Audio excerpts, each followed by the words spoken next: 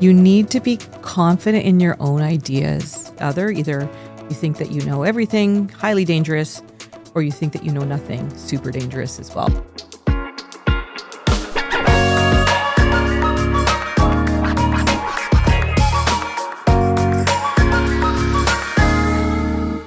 Kalen, thank you for coming on the podcast with us today. Really appreciate it. Thanks so much for having me here. It's great to be with you too. So you're a leader in both urban planning and city development, and now you're the CEO of BILD. So tell me, how would you describe yourself as a student in high school? Did anything back then hint at your future in urban planning? Student in high school. I mean, I guess you could draw kind of a curvy line. When you think about the subjects you're the best at or have the most interest in, those tend or can be the things that turn into the thing that you end up doing. So I was really good at social studies. I loved it. Loved thinking about history. Loved reading and writing. So English is very much into like the liberal arts and the social sciences. And then as it turns out, I sort of did follow that thread as I went into university. But no, I mean, in high school, I didn't know what I was going to do. I thought at one point I might be a marine biologist, which was so weird. I don't know why I would have thought that. I grew up in Calgary. There's no marine anywhere. Don't even know anything about the oceans. So I think in high school, I just, whatever was the fancy of the day in my mind, I thought, oh, maybe I could do that. But I didn't ever have a really concrete vision, if you will. Like I just kind of rolled with it and figured it out as I went. That's awesome. You did mention that you were not too sure. You wanted to be a marine biologist. So what drew you to the study of urban planning? Like what was a defining moment where you're like, you know what, that's what I feel like I should be doing? Yeah. Well, it's interesting. I don't know if people kind of realize this. Maybe folks today are more educated than I was, but I didn't even realize that cities were planned. Like I thought they just sort of happened or they were just always there. So it wasn't until I was well into my education at the U of A studying sociology and I was working on projects about kind of power and politics in space when I realized like, oh, you don't just have to think about this theoretically, like from a sociological perspective, you can just think about the cities in and of themselves. And actually like people have full-time jobs, I realized, planning cities. I guess I wasn't a kid who grew up with SimCity or something that would have tipped me off. But so I learned really, really late in my kind of journey. I was well into my 20s before I figured out that city planning was even a thing, that I could study it and that I could get a real job doing it. But after I kind of clicked into that track, it just made tons of sense. That's when you said that it was well into late 20s. Was there like a teacher or somebody that like hinted it to you, or did you like hear it from someone that, okay, that's something I should be doing? Well, I was working on my master's degree in sociology, and the topic that I was looking at was a town or a city called Celebration, USA, which was built by the Disney Corporation just outside of Orlando. And they were trying to kind of create this from scratch, this community that looked like it was built in the 1920s. They had all these fancy architects involved. So I was doing this kind of project around like, what is this imagination of place and why are certain collages of ideas coming together? Who lives here? What is this all about? And so as part of that, I just ended up falling down this rabbit hole of reading these books about city building, about towns. There were some kind of formative books that I read, kind of a famous one that most people sort of stumble upon if they're interested in cities at some point is called The Death and Life of Great American Cities by Jane Jacobs. And I also read one called Crabgrass Frontier. And so I started reading these books and I suddenly realized, oh, wait a sec. This idea of planning places and dealing with real estate and, understanding the city as a collection of different investments, public and private. It all started to come into focus, but it wasn't where I started. Like where I started was thinking about, how are we telling the story of history, reimagining history in this place as we build a new community that's meant to look specifically like something else. And then that's actually what drew me in terms of finding the books and, more deeply entering the topic, I guess. And then from there, it was quite a hop, skip, and a jump to actually studying planning and then starting a career doing city planning. Interesting. Yeah. So you got your master's in sociology. Now, I know you talked about some of the things in your life that kind of drew you towards urban planning, but was there a key moment when you realized, you know what, I want to get a master's degree in urban planning? Well, I do have a bit of a story. It's a bit of a personal one. So I moved to Boston, Massachusetts with my husband. We'd just gotten married, and he had his very first job at Boston University, and it was a sessional position, so it was only for 1 year. And when I was there, I was completing my master's kind of remotely before it was in fashion to do such things. And I realized that probably we were going to stay in the United States. And if we stayed in Boston, my likelihood of getting ahead with my Canadian degree in the most rarefied city in terms of academic institutions, which feature Harvard, MIT, like you couldn't pick a more baller city, was going to be challenging. And I realized, oh gosh, okay, so we're a couple of Canadians. I'm going to need to figure out what to do for a job. And so I looked at that time, the NAFTA visa, and I think I can't remember what it's called now. It's been renamed. It was renamed under the 2 administrations ago by the Americans. Anyway, it's the free trade agreement between Canada, Mexico, and the United States. And there's a list of professions there, which if you have one of these jobs, you can get a different kind of visa and you can start working immediately. So part of my journey, and I think actually always part of my journey, is like part fantasy and part just pragmatic, like what's going to work today. So I liked the idea of cities and planning. And then I knew that I needed to be able to get myself a job and be ready to potentially have that job in the States. Sorry, that was maybe a bit long-winded. No, I actually like it. That's actually like a whole story at this point, that from Boston, you're thinking, okay, now I need to figure something out for myself as well, because your husband's only there for a year, you said?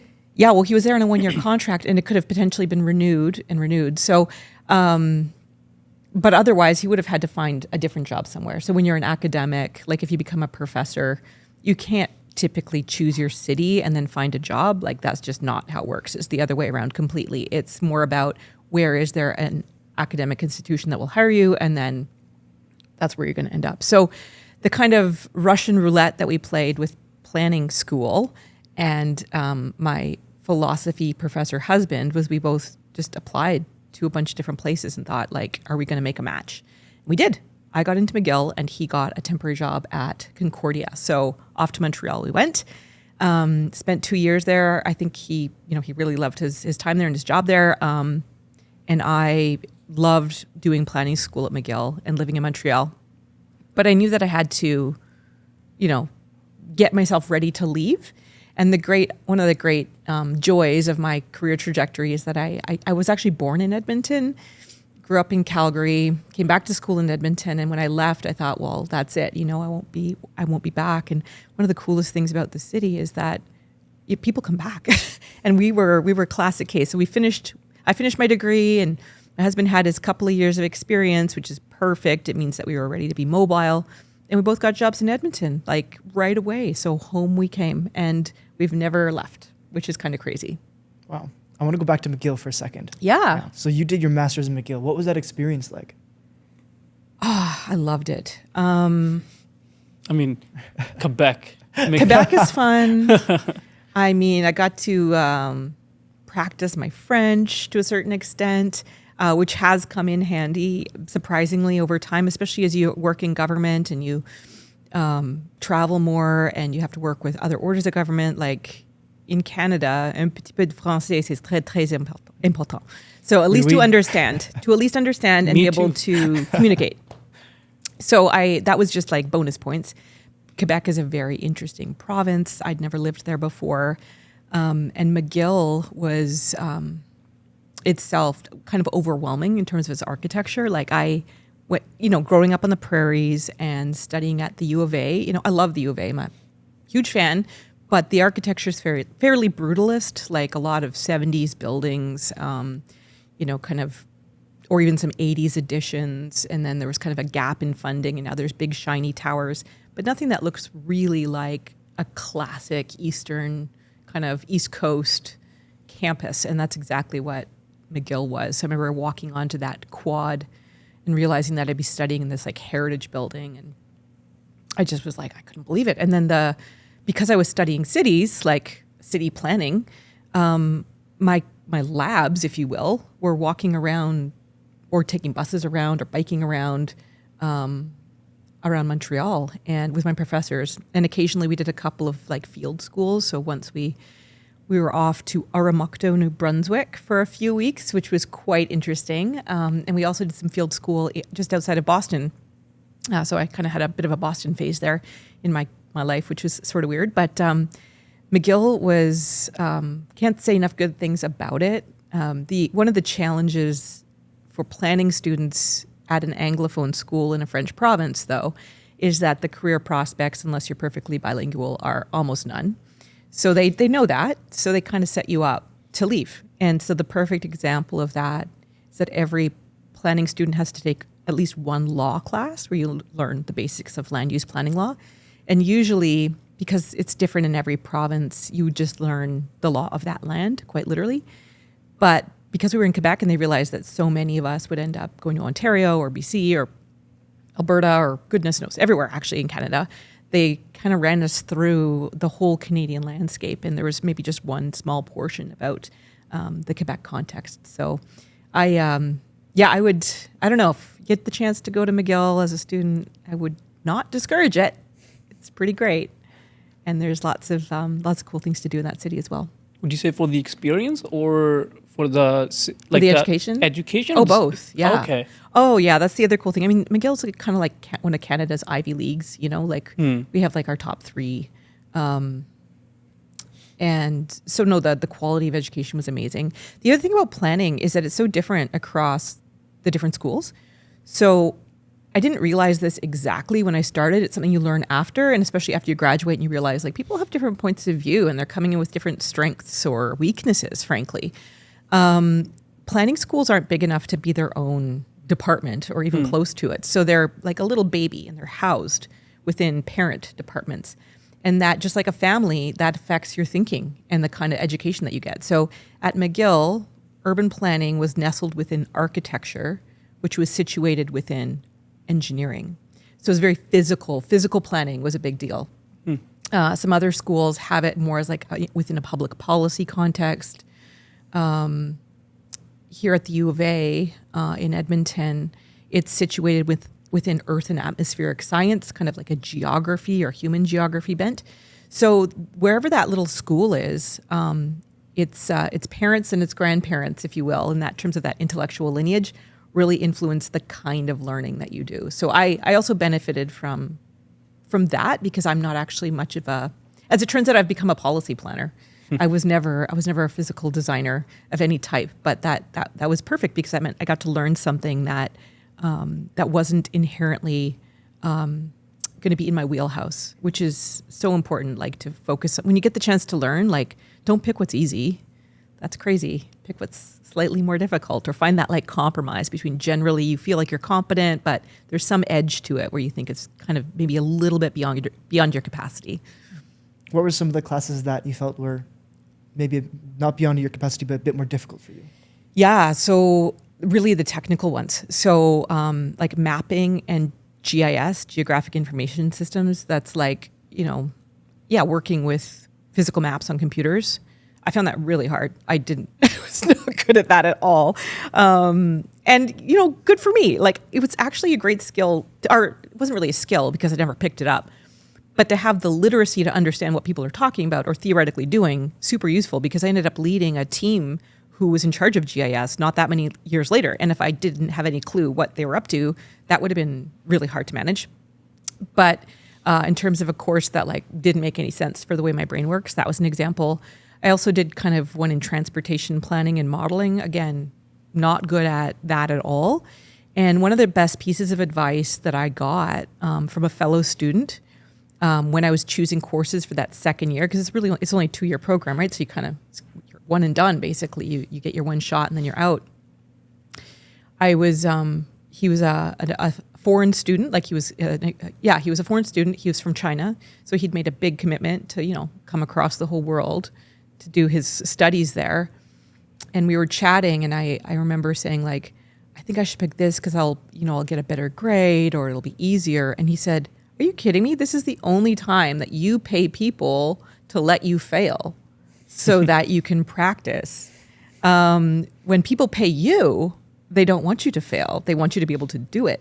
But you are paying people to let you learn, what you're not good at, and then to improve. So he was like, so basically, if you're not doing the hardest thing that you can do within what you can manage, you're kind of wasting your time. And that piece of advice just blew my mind, and it changed my whole perspective. I stopped caring about grades. And when I left McGill, I had a perfect 4.0 average, and I'd never had one of those before. I was not an inherently gifted student. But as soon as I stopped caring about grades and just leaned into the learning, it was like, I don't know, the heavens opened. So that's how I left school, was with a perfect grade point average, and I couldn't believe it. And it was really based on that advice, I think, from that other kid who's just like, try harder, being vulnerable to failing. And then when you are, then you probably won't even fail. You might do better than you ever did before.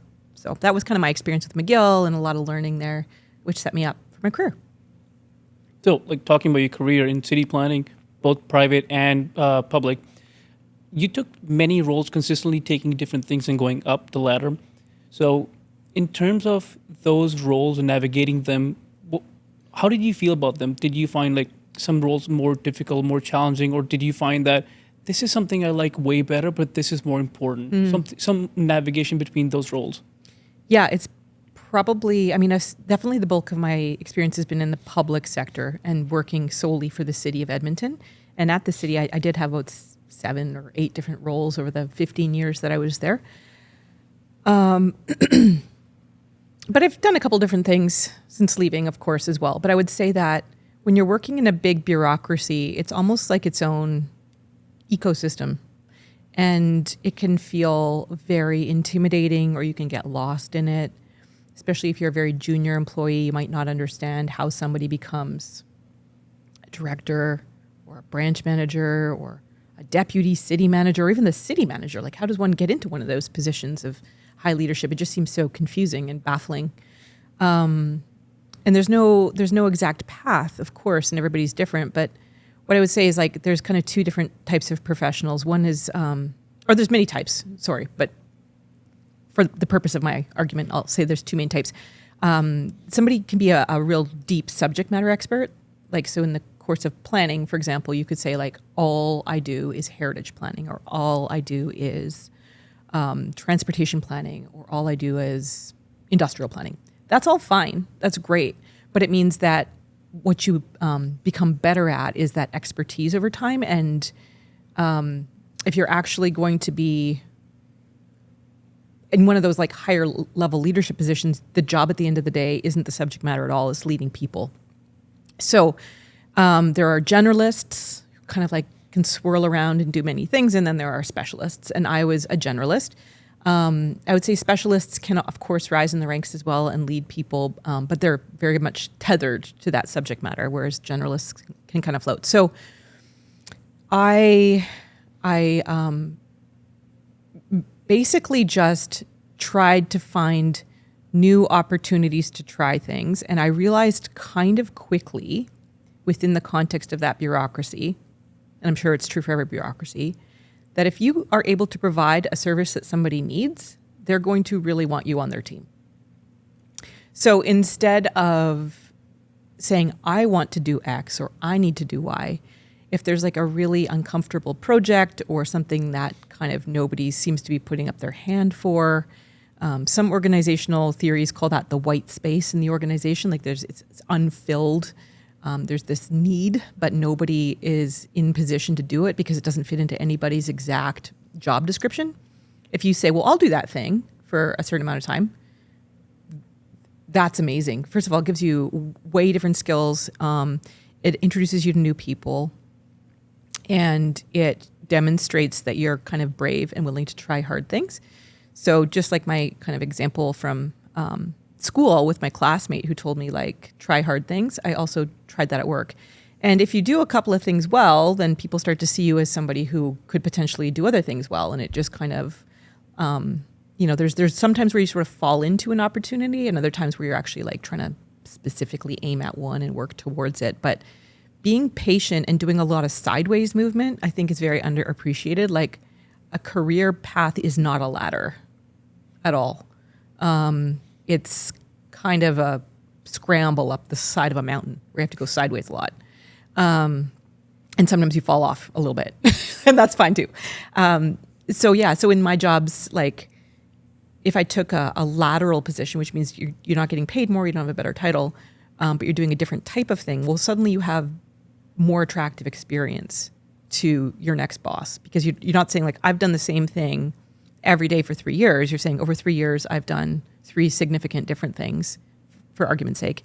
And then it looks a little bit more well-rounded. So that's how I kind of like handled myself when I was in that part of my careers. I just was eager to try things. And then if people put me in jobs that were slightly above what I was capable of or thought I was capable of, that was also like really great. Those were like, it's called stretch roles, but like it's too hard for you, but you can do it.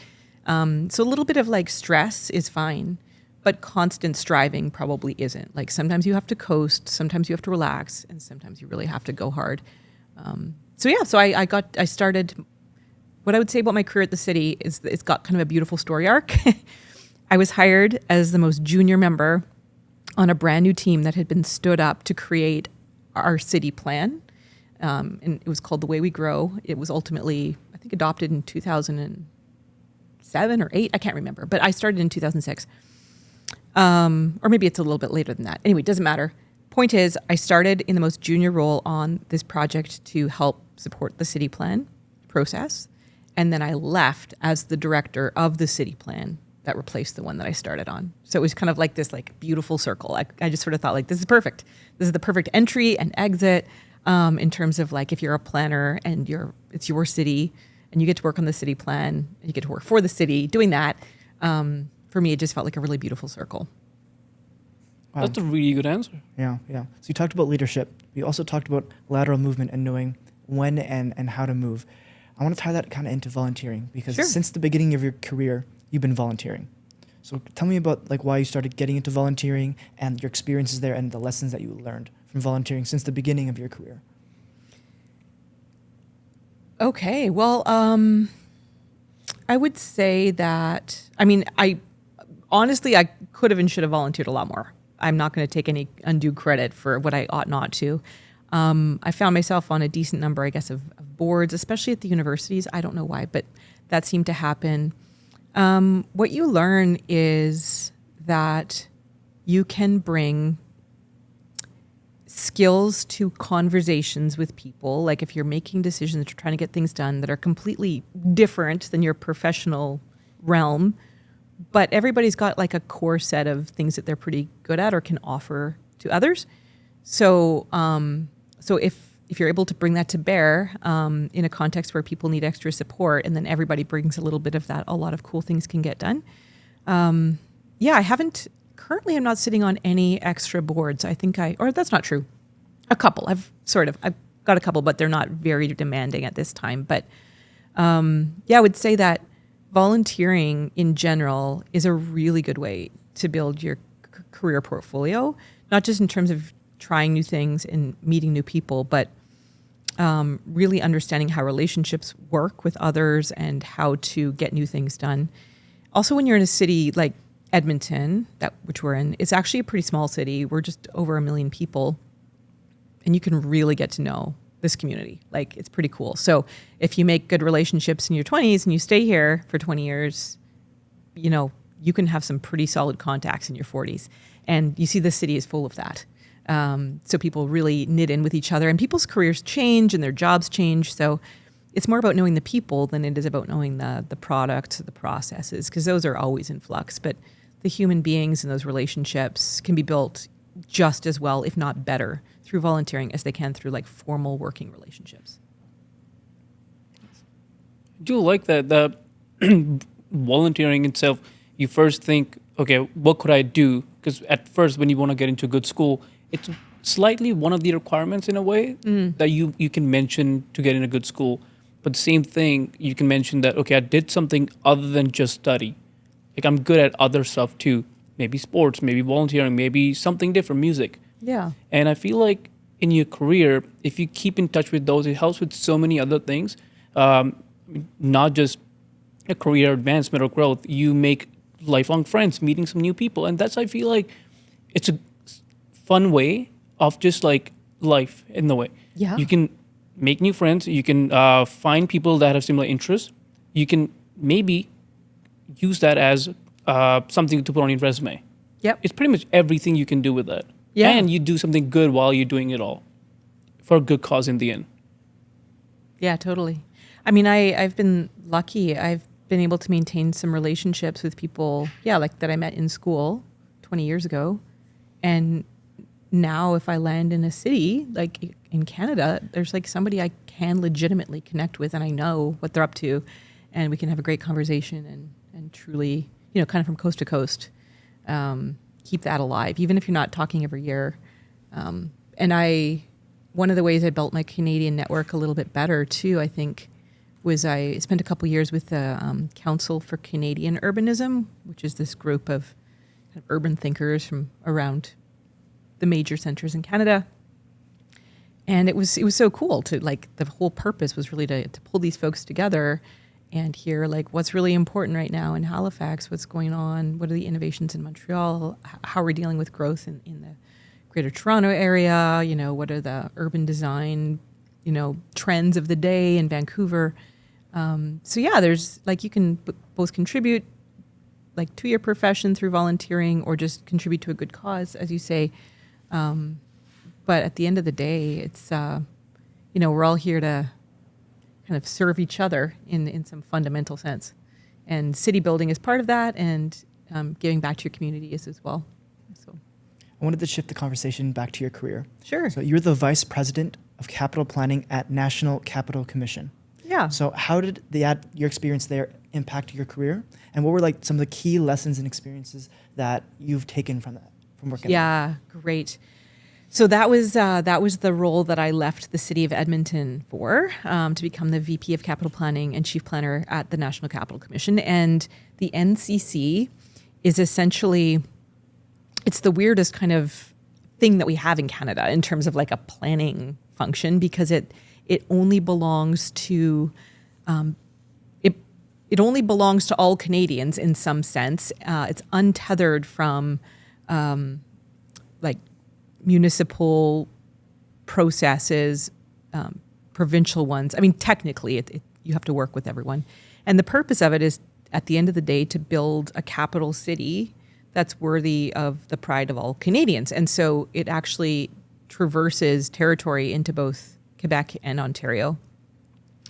So that was a very interesting learning time for me. So the job itself was in Ottawa, but it was right in the heart of the pandemic. Like, we couldn't have been deeper into the pandemic. I think I started in I can't remember if it was 2020 or 2021. I think it was 2020. So we were only 6 months into the pandemic, 2 weeks to flatten the curve, as we all know, took several years. But at that time, we didn't know. And so I was working remotely and then flying in occasionally to visit, frankly, empty offices, because everybody else, even if they were all working from home. So I did that for a year, and I decided not to stay there because at the end of the day, my heart was really at home. Like, I didn't really want to move. And that's one of the great things the pandemic did for me, is I learned about myself a little bit in terms of what I value, and being with my friends and my family turns out to be really, really important. But in terms of like a leadership role, it was really cool. Like, it's a big crown corporation, which is like a different type of system that I'd never worked within. It was fairly nimble yet bureaucratic in its own way. I had to learn how to lead teams remotely, which I'd never done, who had never met, in French. So I was actually very tired at the end of every day, just from like the learning that had to happen, when your brain's working really, really fast.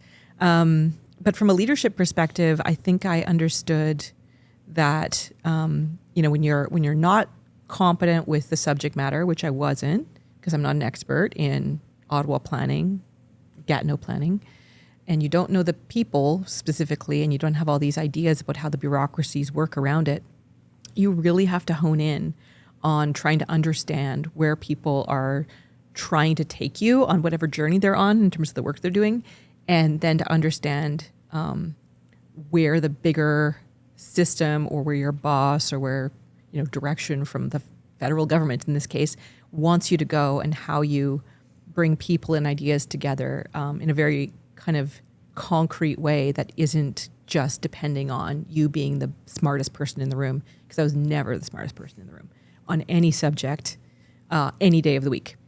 So that for me was like the most cool leadership challenge, because I didn't have any crutches that I could lean on. I just had to try to lead this organization to make good decisions based on just the leadership chops themselves. Interesting. I do like that that you mentioned that you had to do it in French. I feel like now is the time when the whole Quebec part came into help, like your experience in McGill, your time spent with those people there. Did that help you out in any way? Do you feel like spending the time with people in Quebec gave you an idea on how to maybe lead a team of people that spoke French?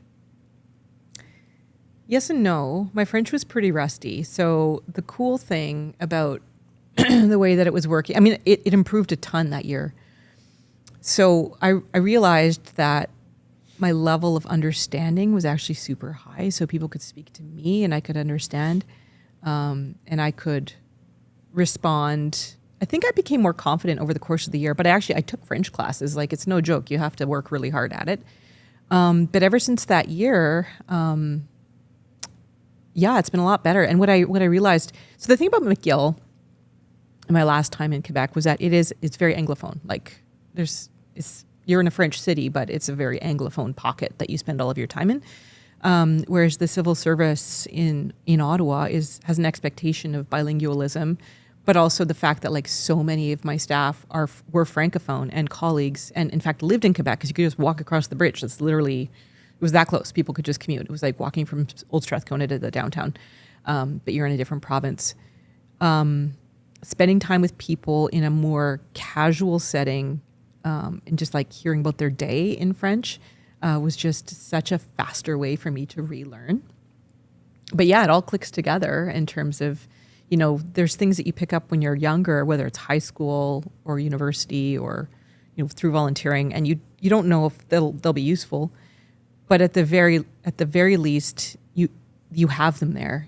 And if you do need them in a pinch, you can rebuild them so much faster. It's like the neural networks are already available to you, and you can just, rebuild them really, really quick. So getting that kind of diversity of experience, whether it is in sports or math or, community service or languages, whatever it is, like the more you can pack into your suitcase for your travels through life, the better, and even though you're not perfect at one thing, the fact that you can at least understand what it's meant to be about can very easily come in handy over time. And you never know what you're going to need, right? Like I have no idea in the future if I'll need to work in a French environment again. But if I do, I will have so much more confidence that I could catch up than I did the first time when I took this grand experiment for that role at the NCC. Okay, well, our final question for you. What advice would you give the next generation of city planners and leaders who are just starting their journey? The next generation of city planners and leaders. I would say that you need to be confident in your own ideas. There's a bit of a pendulum in city planning. It goes back and forth between the technical expert who knows everything, that was very popular in the 60s, to a kind of a phase that we seem to be in right now, which is like, no, there's no right answer. Everybody's perspective is equally valid. There's no expertise involved in city planning. We can just kind of do public opinion polling. That's not true either. So I would say that, like, if you're starting off in an urban planning or city planning career, depending on when you shoot out into the environment, you're going to be biased with one of those poles over the other. Either you think that you know everything, highly dangerous, or you think that you know nothing, super dangerous as well. So I would say, like, build your confidence, try your best. it's a political job. Like, and in every sense, like it's dealing with billions of dollars of other people's money. That's what planning deals in. So people are very emotional. They're very invested. Everyone from like legit, big time real estate investors, of course, but right down to the single family home that somebody's whole life savings is going into paying off the mortgage for. It's super important. So I would say be confident that you can offer something useful. Be willing to listen, but don't give away all of your agency, assuming that everybody's wisdom adds up to more than your own perspective can offer. Like, everybody's going to have to find that right sweet spot for themselves, but it's pretty tempting to fall into one of those two traps in this particular profession. Either you're just kind of an order taker. You go to public consultations and you're like, do you want this type of street or that type of street? And you want this height of a house or that height of a house? On the one hand, or kind of the dictator where you're like, I'm so smart, I'm going to design everything all by myself and you're going to take it or leave it. City planning is somewhere in the murky middle of that, and every single professional is going to have to figure that out for themselves, where on that spectrum they want to fall. And as long as they know that those are the edges of reality, I think they'll be just fine in terms of correcting themselves over time. Wow, that was a fantastic answer. You've honestly, throughout this whole podcast, have had great answers to all our questions. I feel like we could talk to you all day. But we do got to end it. So this was really great. Thank you for being on the podcast with us. I really, really appreciate it. Yeah, you bet. It was great to be here. And I didn't even mention that I work at BILD Edmonton Metro now. It was a total part of my career that I've left out. But you know what? There's not much to say because it's the current state. So I'll come back and podcast. I'll come back and talk to you after I've moved on to whatever the next thing is. We'll cut It'll be a to the- retrospective. We'll cut it to the next podcast, like your next appearance to us. 10 years later. Yeah, exactly. Thanks so much for having me. It was really nice. Thank you so much for joining us today.